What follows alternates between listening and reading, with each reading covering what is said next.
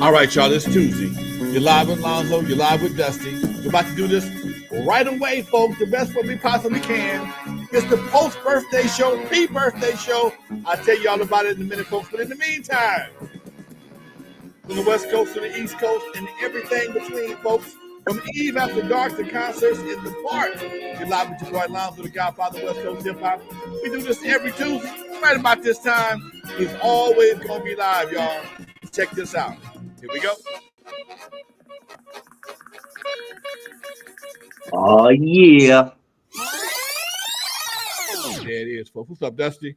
Lonzo, fresh off your birthday, man. How was your birthday, dude? You know what? Depends on which one you're talking about. Oh, yeah, that's right, huh? Yeah.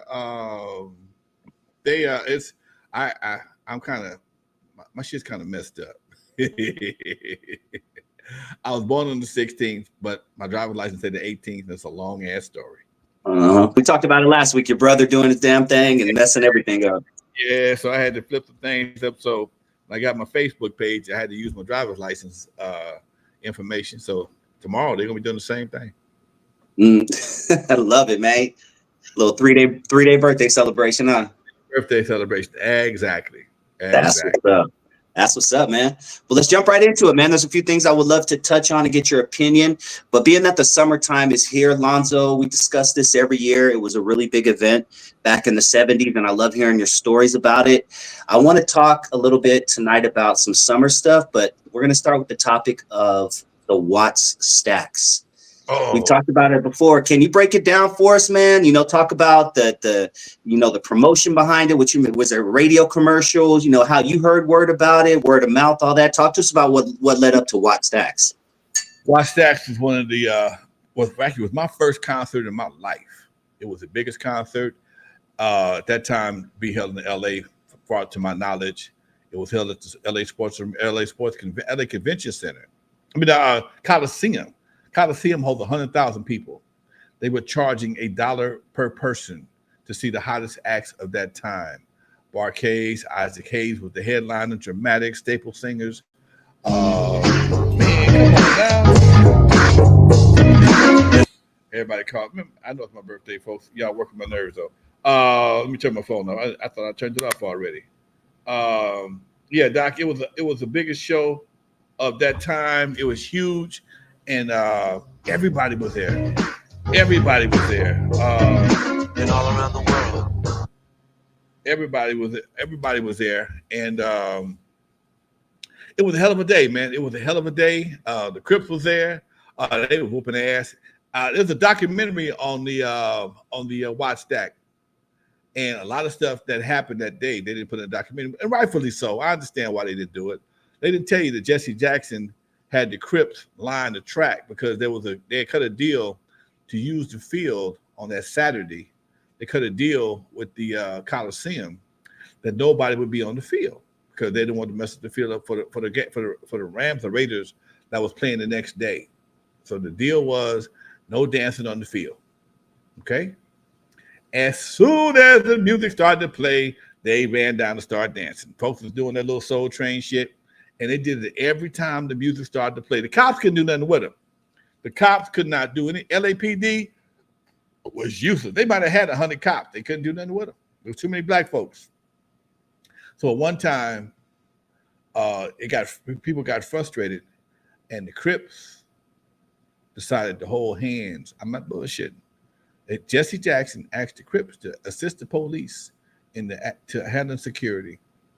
And they had them line up on the track, and it had them hold hands or, kind of space themselves out. And that they made a human line around the track to keep people from coming down to the track. That shit worked for about one song. They got whooping niggas, whooping folks' ass left and right. Police threw their hands up in the air and walked behind over by the Olympic sign. They think, this what y'all gonna do? We out of here. That didn't work. That did not work. It only worked for about one song. Till the Crips started whooping folks' ass, and they realized they had another liability problem, and they had to just rework some shit, man. It was just really, it was really a good concert, but every few minutes they had to stop because no matter what they said, the artist said, people still ran down to the floor and wanted to start to dance, and it just, dude, it was my first experience with some of the hard-headed black people in the world. If you come on the floor, we have to stop the music, and they would still go on the floor anyway. And it's like nobody heard nothing. Nobody heard anything. If you come on the floor, we have to stop the music. We can't have you on the field dancing. And it just was one of them things, man. There was a great for the most part. You were in the restroom, and Crips were just coming in, jacking leather jackets. Man, talk to us. It was at that time. It was horrible. As I look back, it was funny as shit because we was in the bathroom, and the Crips walk in the bathroom. Anybody had a leather jacket on, brother could be in mid piss, just take his jacket off or get his ass whooped. Simple as that. Brother be in mid piss, take this, wipe it, shake his shit, and go by his business. It was like leather jackets were the hottest item you could have back then. Don't have a waistline. You're going to give that waistline jacket up. Leather jackets was one thing. The regular the shaft coats was one thing, but the waistline, that was the Crips. That was part of the Crip wardrobe. Crip waistline jacket, biscuits, and the Ace Deuce hat. You had to have one. If you had one, if you as a civilian had a waistline jacket and the Crip didn't have one, the civilian won't have one for long. They're going to take your jacket. I'm assuming leather jackets were pretty expensive back then. Is that safe to say? Maybe $39, $49. But that $49 was money back in the then. 70s, that's not a lot. That's a lot of money. My buddy was gonna sell me one for $20. $20. It might have been $30, man. But they were just expensive. $30 in the 70s was a lot of money, dude. $30 was a lot of money. So yeah. You bought a hat. Were there fake leather jackets? Like, could you get a fake one downtown at the alleys or something like that type shit? Or did someone already know off top that shit ain't a leather jacket? Dude, come on, man. You know, real leather got a smell to it that's undescribable. I mean, that's unmistakable. The real leather got a smell to it. That pleather will get you beat up because you tried to bullshit somebody. What do you remember about the Crips back then, Lonzo? I know, you've been in a certain side of Compton. You knew about the Pyrus heavy, but what was your understanding of the Crips back then? If you could take yourself back to that time. The Crips got a lot of publicity in the very beginning, dude, because nobody understood where they came from. Nobody knew what the word Crip stood for. They thought that because they carried canes, because nobody was really crippled. Maybe a couple of them might have had a lip, but for the most part, they thought Crip stood for cripple. That wasn't it. And then the major incident, the incident that brought them to my attention as a young man from Los Angeles was at the Palladium when they beat a guy to death over a leather jacket. They beat a guy to death over a leather jacket. And that was when it really became noticeable that this new gang, this gang had made its mark, and it made the news for the first time to my knowledge. They may have made it before. I didn't pay him no attention. I think it was at a Soul Train event or something like that, a Don Cornelius event.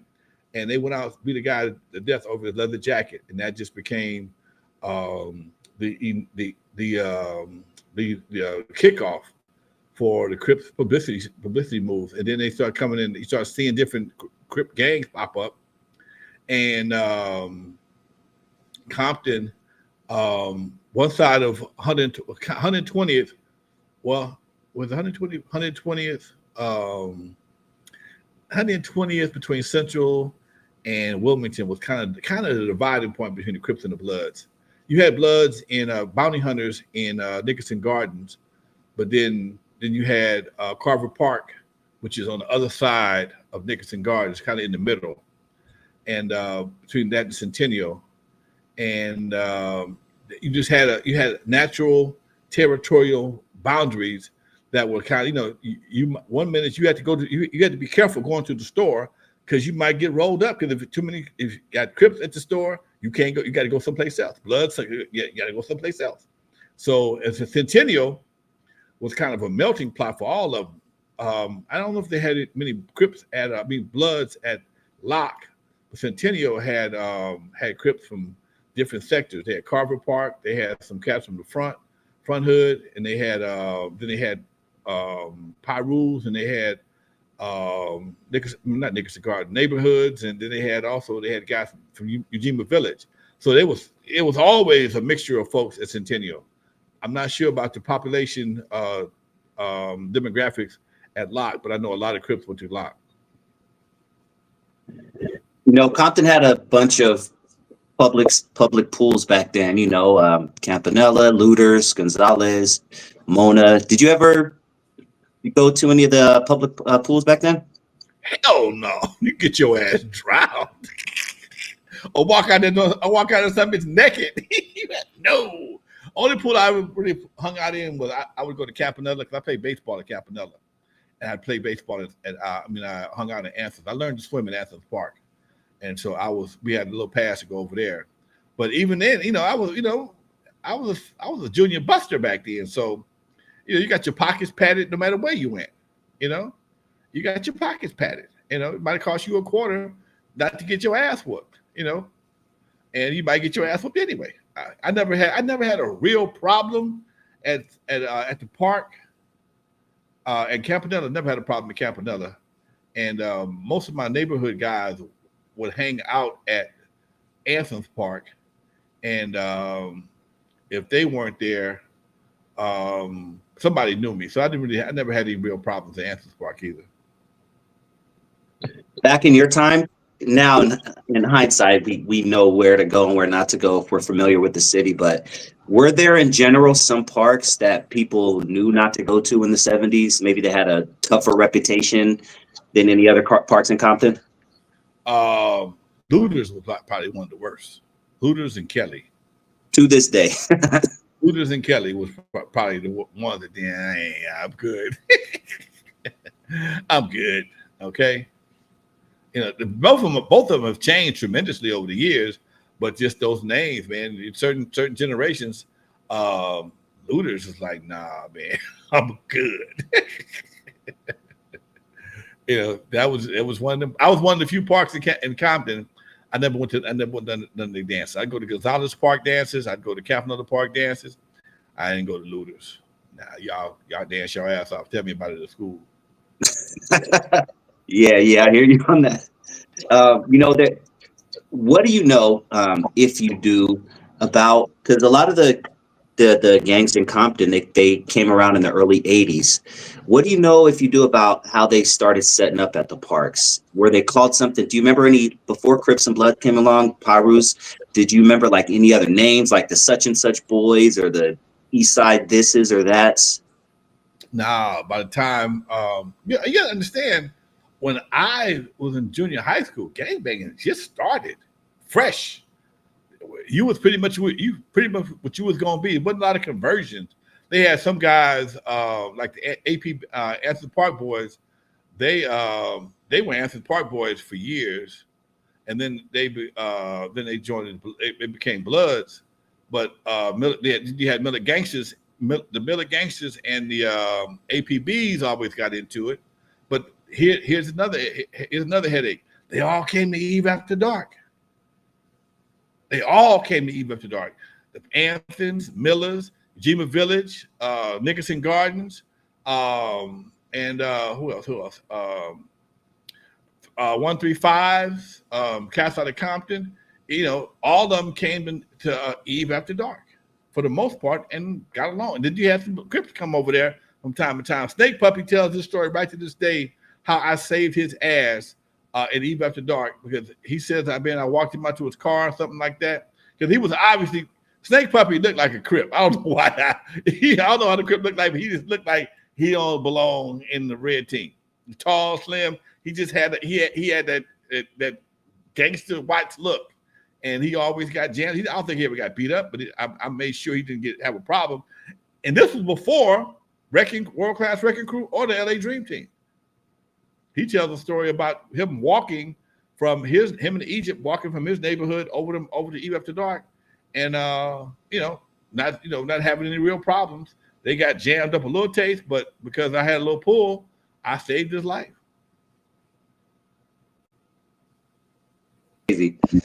All right, so 1972 was Watts Stax, correct? Yes, sir. All right, cool. So 1972, young Lonzo. What are you listening to that summer?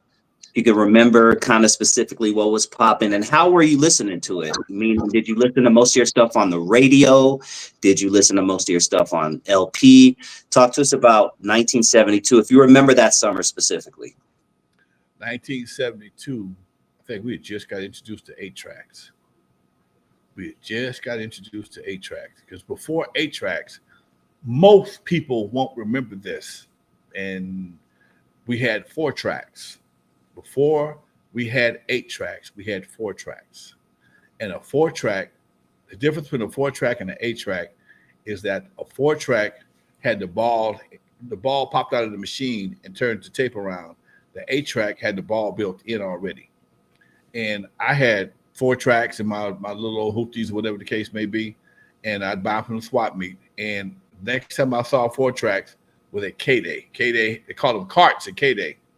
Same thing as the 4 track. They call them cart machines. And that's how they played commercials back in the day at K-Day and most radio stations with a cart machine. But 8 tracks came out. 8 tracks never did cross over to radio. 8 tracks never did make it to radio. But as far as cars go, first we had little record players in the car. Record players with color bars. Okay, they had little flashing colors and shit go to the music. And then we had the 4 track. Then we got the 8 tracks, and then the 8 tracks also would have a little flash to the music and shit, and light your car up. Oh, Nick, bro, we parking like pimping like it was nobody's business. You didn't want to go into the party because your car was so pretty. You did not want to go into you were sitting in the parking lot and have them. Don't get me started on the cars, man. You got your wheel wells lit up with the little tail lights. It came in blue, green, and red. And you had the little bird on the hood, the bird on the front of your hood, light that lit up, and all the bird and the lights was all the same color. And your speakers, you wasn't bumping because they didn't have real sounds back then. But if you was smart, slick like me, you throw a house speaker in the back, get a little extra bump that nobody else had. Yeah. But I was jamming to staple singers, Dramatics, Barcades. Everybody that was on the Watts Stax was on my playlist, dude. Everybody. Sly, rest in peace, Sly. All that, dude. It was Curtis Mayfield. All that was part of my playlist, and all that was created a different vibe in our community too, Doc. It was a whole different community, whole different vibe, a whole different communal vibe that was dropped because of the music was different. We didn't get a chance to talk about Sly last week, but Sly from Sly and the Family Stone passed away recently. What can you tell us about Sly and the Family Stone for anyone who's not familiar with them? Sly was the coolest dude of the era, man. He was the one black dude that could rock a stadium. If drugs hadn't took him out, he was doing stadiums back in the day. Okay, Sly and the Family Stone was one of the biggest acts. I watched the documentary, and that shit I felt it because I was a kid back then, and he was a major influence musically. Dance to the music, sing a simple song. You can sing all that shit, man. All that shit was dope as hell. They had the Sly crossed over where nobody else did, because you got blacks and whites in Sly's band. That was unheard of, dude. Either you had a black band or a white band. Sly had blacks and whites in the band. Sly he had a female horn player. He had Larry Graham on playing bass. I think it was Billy somebody was played with him for a while on the keyboards. And as the drummer was another bad dude. So he had some of the baddest musicians. And he was a DJ. Sly was a DJ out of San Francisco, the Oakland area, up north. And he just had a vibe that was so unique and so eclectic, it appealed to everybody. Nobody didn't like Sly. Sly would rock with the rock and roll. He rocked with the Funketeers and the Soul Folks. And he just had that crossover appeal that nobody else had, man. Everyday people, and my man here, Stan. Stan applies today, man. That song "Stand" by Sly, dude. That's a song that, I mean, these songs resonated for that era. They wasn't as hippity bop bullshit that we dealing with right now. You know, the music of that time reflected the times and the eras. Most of the songs that were written in that era, unfortunately, and oddly enough, still apply today. Yep. Vista Light says Sly was the headliner at Woodstock. But here's something I didn't know about Woodstock. They played at 4 a.m. because of a rain delay. Did you ever go to Woodstock, Lonzo, or did you ever? Oh, man, I couldn't go to Woodstock. Hell no. Woodstock, I was like 14, 15. I was a youngster. My mom wasn't going for no shit like that. I wasn't leaving LA County on no bus going to hang out, do no party. No, there they go. Nah. That's hilarious. All right, man. Let's see. So, speaking of carts, sometime you could actually hear during radio commercials or when they transition from music to radio, you can actually hear the DJ put the cart in the cart machine. Yeah. That's crazy. I remember that. They have them on these big ass racks, and you had to pull them. Greg, we sit in the station with Greg Mack. They would just stack them up. They pull them different commercials. He had a list of all the commercials he had to play, and he would just stack them up. And he had to pop them in by a certain time, mark them off on the list. It was very primitive, but it worked. It worked. That's crazy, man.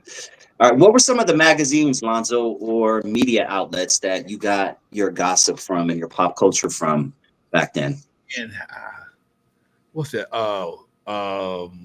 What's that shit, man? Biggie Smalls talked about it in his song. Word Up magazine. Word Up magazine. Oh, okay. We had Teen Beat. We had a couple of them, dude. Oh, you're making my head hurt now, dude. I just remember the art, skimming this, looking at the pictures. I didn't read no articles. We had Talk to me about Jet. Somebody said Jet, man, the Jet girl of the week. I would always go. It was always in the middle of the thing. I would look through the magazine. I knew exactly where the Jet girl was. Look, man, Jet. Jet. The girls of Jet were collector's items in any young boy's room, any barbershop, anywhere. When you saw barbershop, when you saw homeboy Keenan, when he played in barbershop and he was sticking them girls on the wall, that was a real move, Doc. That was a real move. You go to Jet Mag, you go to the barbershop, somebody had a Jet centerfold collection on the wall by the mirror. That was just something we did. And then go to guys' houses, and that was the only part they bought. Jet was a little bit small ass magazine. It had two features that I liked. Three features I liked. It had one was the centerfold, two was the hottest music, and three birthdays. That was I just like reading those three sections. Everything else y'all can keep, but the centerfold was a must-have. People would go to the magazine stand just to look at the centerfold for the month, for the week. Yes, sir. Damn. All right. So, what were some of the adult magazines that were around besides Playboy and Hustler and all the big ones that everybody knows? Were there some? I know there were some underground ones that you knew about. We had Arabian Daddy magazine, Hustler, not Hustler, Player magazine. Player magazine was the black version of Hustler. And they had a different kind of budget, though. Their budget was a little bit lower when it came to the girls. You see all them, what Corey Holcomb say? You see all that balled up homework on their stomach look like balled up homework. You see all that, okay? Any bullet wounds, stab wounds. Yeah, they didn't do a whole lot when they came. They makeup girl wasn't. He wasn't on hit, okay? But here's the crazy part. You knew a bunch of them. You see them. Oh, wait. Ain't that? Oh, that is you. I do a few of them personally, okay? They come to the Eve. Couple of them came to the Eve. I knew them personally by first names, okay? Yes, sir. That was hilarious. Speaking of players, that was the beauty of that was the beauty of Player Magazine, man, because they had folks right there in the neighborhood. Let me see. Today, Arabian Prince's birthday. Let me see if I can catch him on the phone right quick. Oh yeah, that's right. Him and Mellow Man Ace were out playing golf today. Yeah.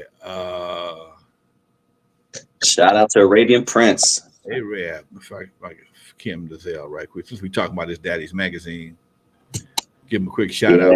If we can get him on the line right quick. I would love to see a Players magazine nowadays. I got to go on eBay and see if I can get one. Just to, look at it, look at the balled up homework and the.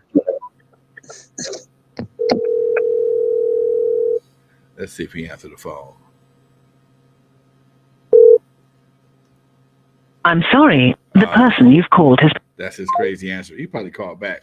But yeah, today is Arabian Prince's birthday, folks. Yeah. All to the good. All to the good. Yeah, Players Magazine, Doc. They had a different format. What can you tell us about Arabian Prince since we're on the topic? We've talked about him in the past, but we have new listeners and things like that. But talk to us about how he came into your life and how you all worked together and your relationship with him throughout the years. I heard about Arabian Prince. I used to get him and Egyptian Lover confused because Egyptian Lover, Arabian Prince, it just had some kind of confusion thing. When I first met him, he was doing a dance over this place off of Lennox, and he come out looking like Prince. Arabian Prince, like, man, he might be like 5'6", something like that. He not a real tall dude. He got the naturally curly hair, and it's all in his face. And he was more Princified than Yella ever was. Okay, but he's always been a techie dude. He's always been a tech dude. He's always been up. He's a smart dude, always up on the tech game. And we didn't connect right away, but we eventually circled back. And him and Unknown started working together on a lot of stuff. And he's into comic books, and so that's where they came up with the X-Men and all the other comic book knockoff stuff. I remember went to his house one time, and he got a whole collection on the wall of unopened Beanie Babies and all kind of Star Wars shit. And I'm like, he might be crazy. I ain't never seen a grown man with this kind of shit. I'm like, I ain't got no Beanie Babies. I don't, but he understood collectibles. He understands collectibles. That's certain. I might collect some shit, but it probably wouldn't be Beanie Babies. Anyway, that was always his get out. He always had the nicest cars and some of the baddest women, and that he's no kids. Golf. He said he's semi-pro. I think he's playing for his pro card right now because he plays every day. Every time I talk to him, he's getting off a plane in a tournament, and being from N.W.A, he had a celebrity status, so it all works out for him. And good dude overall. I was just with him. We was together. We was at the something together last week. I forgot where we were. We were somewhere together last week. Yeah, hanging out. That's what's up. Shout out to Arabian Prince. Before we continue, we're about halfway through the show. I'm going to ask everybody to hit that like button if you haven't already. And if this is your first time joining the channel and you like what you hear and you want some real West Coast hip hop, some games, some grown ass men enlightenment, you are tuned in to N.W.A Stories with Lonzo. That is Alonzo Williams, the godfather of West Coast hip hop. I am Dusty Vision. Shout out to the chat. You guys are feeling a little friendly. You want to drop Lonzo a few dollars for his birthday? There's a little $ right below the chat. Go on and throw the channel a few bucks. We would truly appreciate it. But let's continue, Lonzo. I want to talk about the early 90s, man. Take yourself back to the 90s when gangsta rap was big, almost at its peak, 92, when it just maybe not at its peak yet, but just really kind of getting started. Damn, these guys on the West Coast are selling millions of records. It seems like labels jumped on the bandwagon right away, trying to find the next big gangster rap star. What do you think, or what do you know about what went on in the average meeting when they were getting together, discussing what kind of music, when the executives were discussing what kind of music to put out and what kind of artists to release? Usually what they would do, and this is how you got Ruthless, how you got Bad Boy, and so many other labels. Most of the time, the big labels did not want to have a direct relationship with the gangster rappers. They would give somebody a record deal or a production deal and bring in a imprint label like a Ruthless or a Death Row and let them handle all the dirty work. They would just distribute the product and control the money. But we're not dealing with these youngsters. We don't know them. We're not dealing with them. And I only want to deal with one person, whoever's in charge of the label, or somebody like a Jerry Heller who had the relationship, and he worked with EAZY. So there was a natural middleman between them. So Jerry could get all the deals, and EAZY can sign all the acts, and it was a good situation. Whereas with Death Row, Suge dealt with Jimmy and Jimmy Iovine and all those other guys, and Dre did the music, and then they collect artists from that point on. Same thing with Bad Boy. Bad Boy wasn't so much a gangster rap label, but again, it was a type of music that most executives didn't really understand. It was from the streets, so you had to have somebody from the streets to go out there and deal with it. So they give them a pile of money to create a label, and then you got guys like Master P, who was already doing their thing in the streets in Louisiana, and somebody says, you know what, I like what you're doing. I want to give you a deal. I don't want no deal. I want distribution. Whole different situation. So as gangster rap became more popular and more powerful, people got better deals. They got better deals. Now, did they actually tell cats to be more street? I've never witnessed that, but I can see that being a part of the conversation, being that people, one thing about record industry, they don't create anything. All they do is emulate whatever's hot. Creativity gets rejected in the beginning. Think about every artist in the beginning, especially when it came to hip hop. They wouldn't let hip hop in the Grammys. It gave him a Grammy, gave Will Smith a Grammy. They wouldn't put him on television. Nobody wanted to be bothered with hip hop because they didn't understand it. It was from the streets. So a bunch of small labels came up and made hip hop popular and gave it a platform, gave it stability. And then later on, they started signing the big acts. Hammer was signed to, Capitol. Hammer was signed to Capitol. Record Crew got signed directly to Sony because we were considered an R&B hip hop act. We were a little bit different. But a lot of acts couldn't go direct because nobody knew how to deal with them.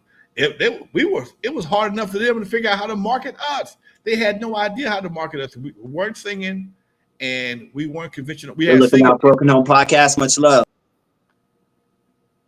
Okay, we had we were singing and dancing. Much love to you, Broken Home. Appreciate you, Doc.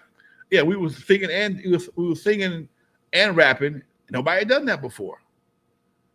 Def Jam had their own situation through Sony or whatever the case may be. So a lot, just like that, and it wasn't just hip hop.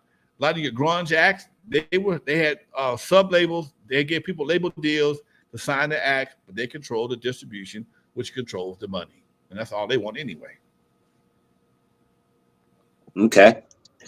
Now, in the behind the scenes of contracts and the record business, how risky was that deal that Master P took back then? And what do you remember thinking when he first came to know that he took that deal? He passed on the $1 million deal, but he got a distribution deal. And he had a different kind of system. He would literally flood the market with product. Master P single-handedly changed how the big box stores dealt with music, because he would actually come in. Sometimes you come into a store and he had the whole rack full of No Limit product, the whole rack. He would go to Rap Sheet or Source Magazine and buy a whole page, 2 pages sometimes, nothing but his shit. So he marketed it and put it out there. You got one small problem. All of it wasn't good. Most of it wasn't good. And all of a sudden, he didn't give a damn about vocals. He didn't give a damn about mastering the final product. Just put that shit out. Right. So the quality control was not a part of that situation. And it was new. It worked for a while. Then it stopped working, and then he got stuck with a whole bunch of product. So now, after he did what he did, stores changed their policy. So now, if you want all this space, you got to pay for it. So we charge you a dollar or whatever the case may be per month, per week, to have your product sitting where it is. Because Master P, when you walked into a Best Buy back in the day, his shit would be right in the front and then the whole row. You walk into Best Buy, his shit would be right up in the front, and that's prime location. That's prime location. Usually, that those aisles would be reserved for a major label. They'd have all the Sony acts would be here, all the Capitol acts would be over here. But he was like, no, I'm taking everything. No, he goes, nah, I'm taking everything over here, okay? And that changed the game. If you want this right here, you got to rent some space, bro. And that right there, aside from whatever we're gonna charge on top of your records, we're gonna rent the space no matter what. And that broke up a lot of that bullshit. Master P is a different kind of person. I would love to talk to him more talk about him more on a business aspects. Some people in the chat are mentioning a few things about him. You know, they have Master P. He had Master P dolls. I mean, he had Master P ramen noodles. He was putting his son on TV. He was taking his son on tour, making his son. He was putting his brothers on, his cousins. You know, how rare was that back then? Because you don't see too much of that nowadays. Well, you know what? It was for a while. He couldn't do no wrong. Everything he touched was going to go. You know, he had quite a few successful acts, and when you have success, people are always trying to get the spinoff.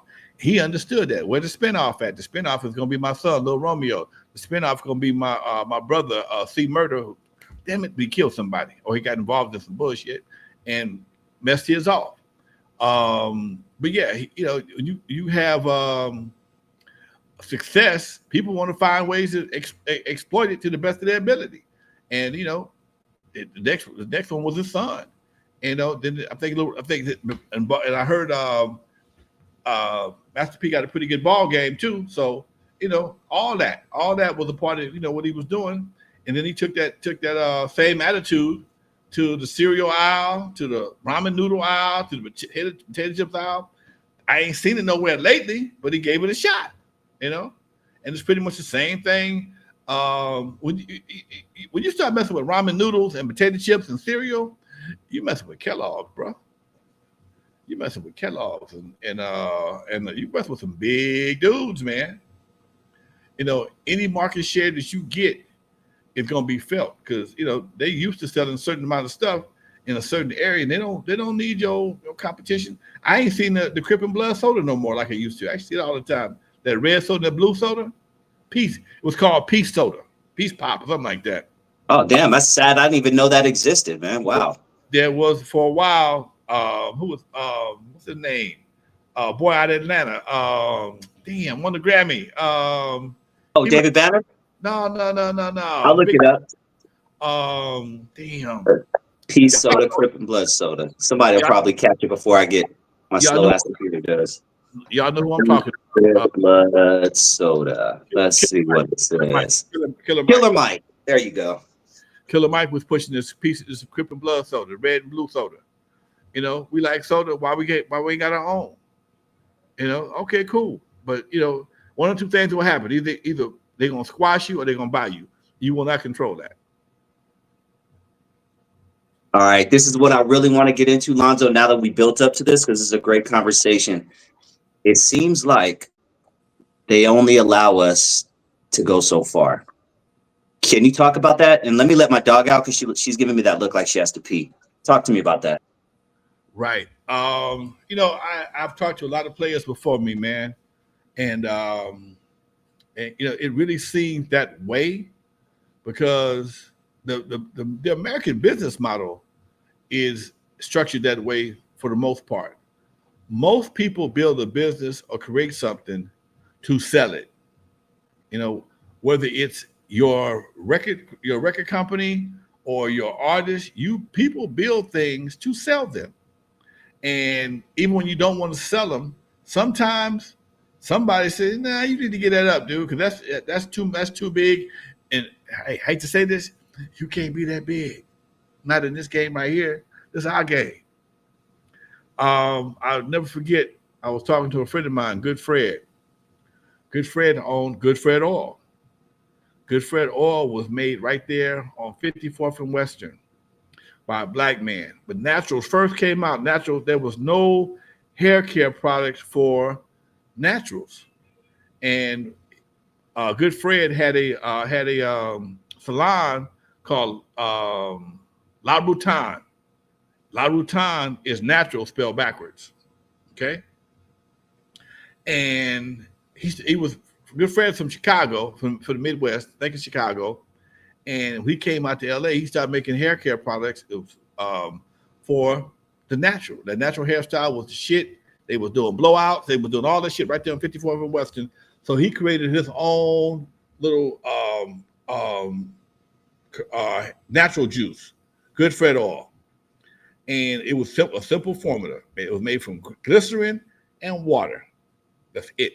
Glycerin and water. Good Fred Oil sold all over the country. If you ever watched Soul Train, they had Good Fred commercials on Soul Train. My partner Durrell, who I walk with every Sunday, was one of the models for Soul Train and for Good Fred Oil. That's Fred's son.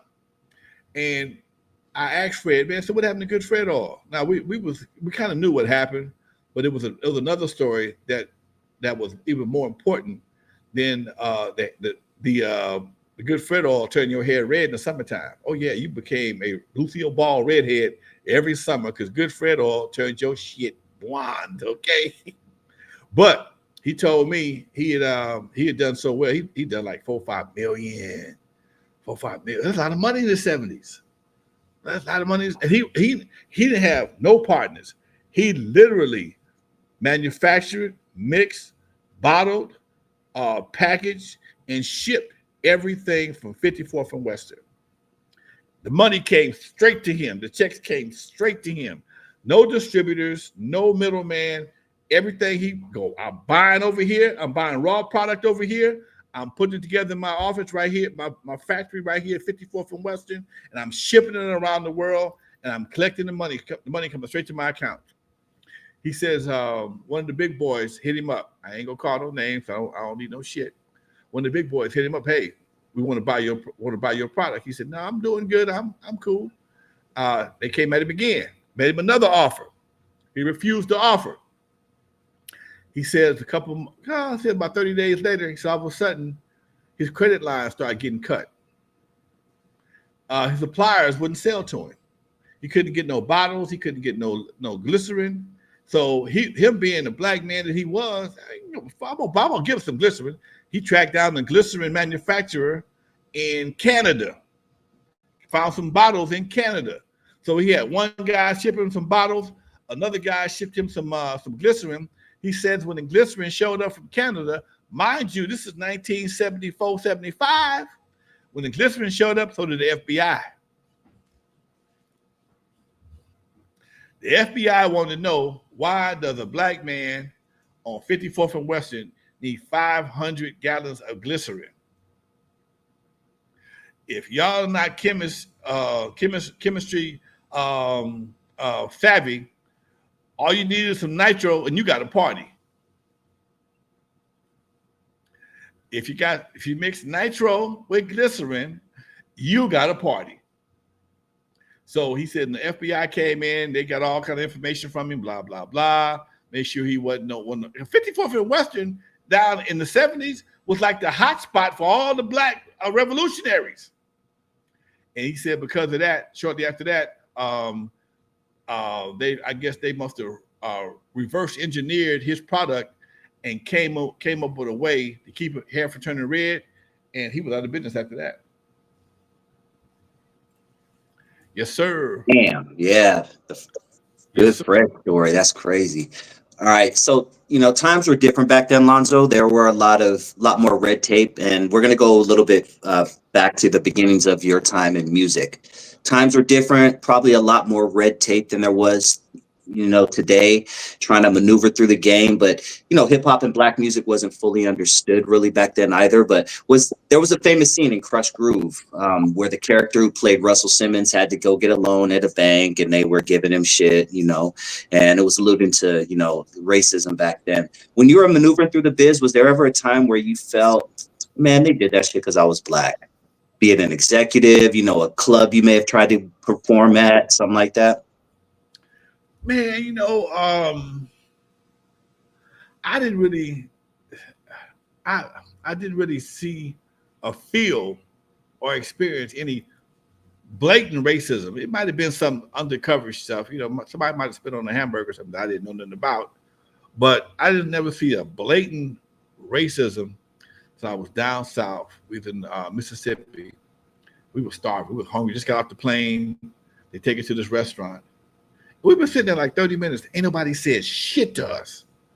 Ain't nobody said shit. Okay?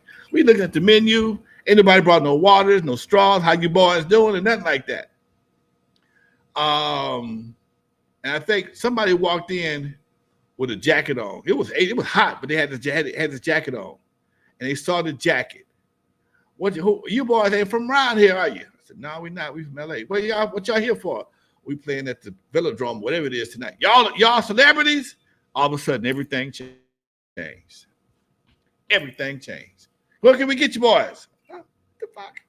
We've been invisible for the last 35, 40 minutes. All of a sudden now they broke out the Polaroids and ain't this something? That was when the first time I really experienced firsthand, what the fuck? And other little situations that we happen in the streets. I've been called a nigga before in Hermosa Beach. I've experienced that kind of stuff. But I mean, as far as going to a venue or an establishment and they ain't paying attention.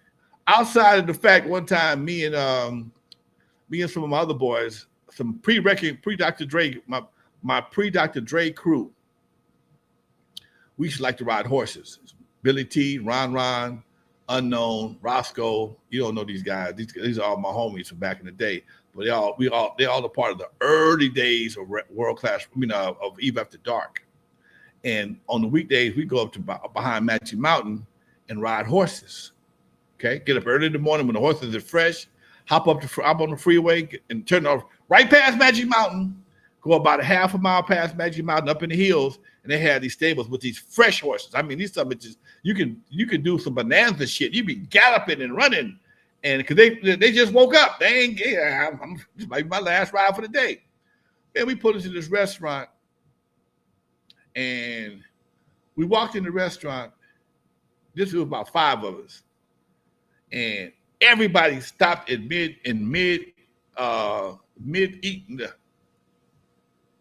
They couldn't believe it. It's 5 niggas just walking here. They did, and they didn't say nothing. Nobody said nothing right away, and we sat down, and you could feel the tension was thick as mud. Man, maybe we shouldn't be here. And somebody went to the jukebox and put on this song. They clicked this song. It was blood on the saddle, blood on the ground. I'm like, oh shit, it's about to go down. Man, we didn't order no steaks. We just ordered steak. We just grabbed some steak knives, took our shit to go, and got the hell up out of there. Dude, we was outnumbered. It must have been about 15, 20 people in there. We was outnumbered. We was in the back of the, deep in the woods, deep behind Magic Mountain before it got developed. It would have been we wasn't gonna win this one, Doc. We wasn't gonna win this one. It was blood on the saddle, blood on the ground. Will be my blood. I can't picture Lonzo on a horse, man. When was the last time you climbed on a horse, Lonzo? Man, it's been a while, dude. We used to go to Gifford Park and ride sometime, but I hadn't been on a horse in a long time, dude. Last time I rode, it was so much. We had so much fun, man. Because the horses we rode, we didn't ride them nags, man. Them, just head all down and just oh shit. We had horses that would just, these horses were smart enough to know where to go and where to turn around at. Okay. and if you go to get a switch, they would start bucking. They didn't want to get hit, okay? But there also was a trail. It was a trail off the right on the way back that the horses loved.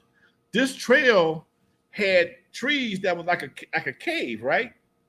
The limbs were, it was like a long cave, and the horses would tuck their heads, man, and just take off for no reason. And you just had to hold your ass. Dude, we loved that shit. We loved it. It was maybe about a quarter mile of just horses just taking off with your ass on it. And dude, you better know what you're doing, because you're gonna end up on the ground if not. And that, we loved it. But on the same token, if you wasn't sitting right, you wear your butt out. Can't walk for a week. You know, Compton has an interesting history with black folks riding horses, raising horses. Black cowboys. You know, what can you tell us about that? Because I don't even know much about it. Do you know a lot about that? Compton Cowboys are very popular around the world. They participated in the Bill Pickett Rodeo. They are all over Compton. They're in all the Compton parades. They're well respected by the community of Compton. There's a part of Compton called the Richmond Farms, and this area has some of the biggest lots you ever want. Maybe it might be an acre, half an acre, dude. Just a house in the back, house in the front, and you go to the backyard, you got somebody in the backyard training horses. It's that kind of situation. And because Compton has always been like an agricultural city, they allow horses and chickens in Compton. You go on horses, you see a horse, somebody riding a horse and a chicken right next to him strolling. Today you'll see that. I'm not bullshitting. You will go down Compton, go down Greenleaf or some of the streets in Compton, and you'll see a horse and a chicken be walking right next to him, just kicking it. Okay, somebody riding him. I got a quick story about my buddy Pete. By Eve After Dark is in LA County. Eve After Dark is in LA County. LA County allow you to have chickens, goats. You can't have cows no more. You used to have cows in LA County. You can't have them no more. They made us get rid of the cows. My partner Pete had a goat. He had a goat. He loved this goat. Loved this goat like it was a baby. He had raised it since it was a small goat. He worked for me at Eve After Dark. And one Friday night he came to the club. He was upset. I said, "What's wrong, Pete? Man, I can't find my goat. I ain't seen my goat all day, man." What? I said, "Man, anybody see no goat? You might see Pete's goat. You might see Pete's goat." Pete all worried and shit.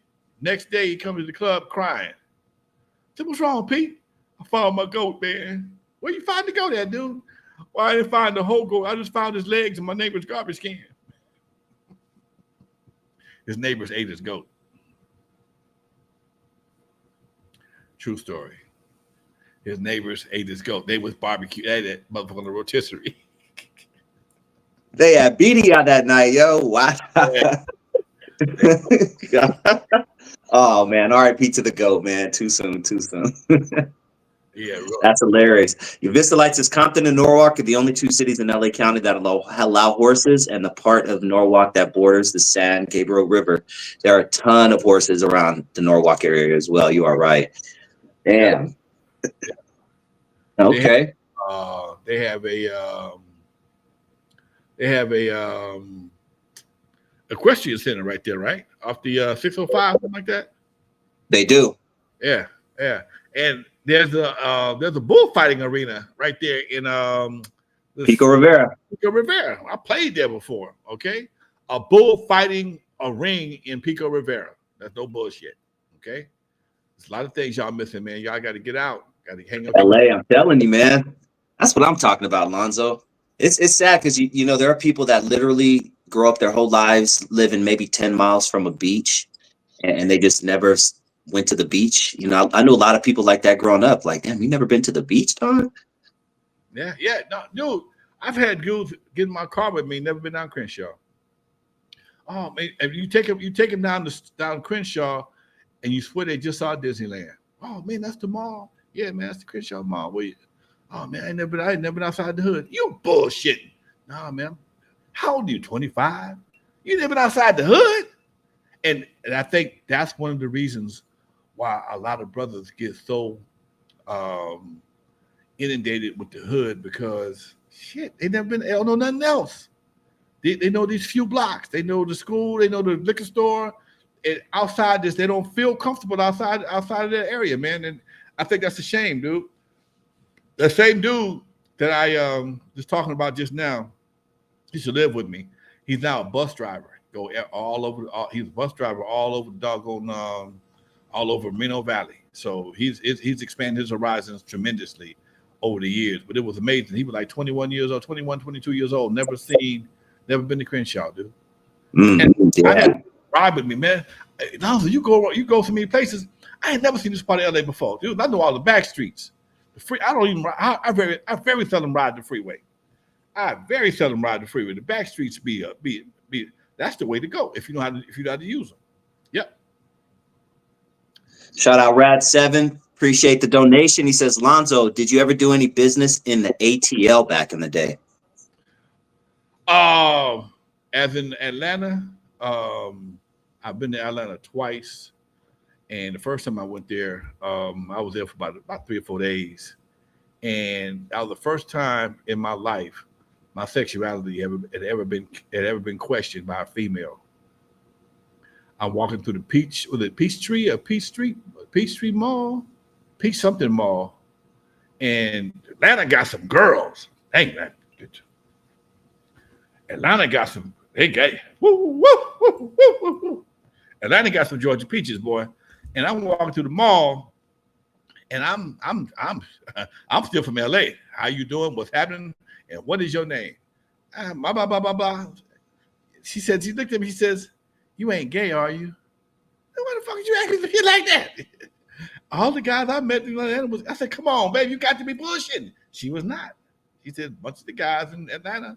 I don't know none of them personally, but she said a lot of them in Atlanta, they don't care about the peaches. I said, "Oh, well, I got this covered." Beautiful. Man. That's funny. Yep. Yeah. I think what she said, there's a lot of truth to that. That's very interesting. Shout out to Atlanta, man. Good looking out for the donations. Really appreciate you. Stim Radio says, Yo, Lonzo, have you read Shining Star by Philip Bailey? I think that that would be my next audiobook.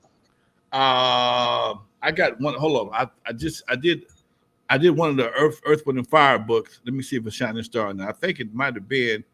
Let me look. 'Cause I'm a big Earth, Wind, and Fire fan, and I just did a book on Earth, Wind, and Fire. Let me see which one it was, man. I think I'm not sure. Let me see. Let me go to my hold on there. Earth, Wind, and Fire. Earth, Wind, and Fire. I tell you, it's another good book too. Cheech is Not My Real Name. That shit is dope. Danny Trejo's book is dope. Dude, man, he was a mess. Okay, he is a success story for real.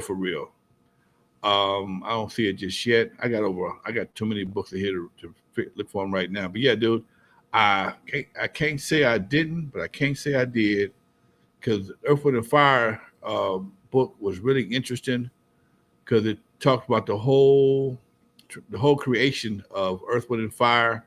If it's the same one, it talked about the whole creation of Earth, Wind, and Fire, and it was pretty dope, Doc. I can't find it. Yeah. I can't find it right now, but I know I did read one. I did listen to one of them, but I don't see it.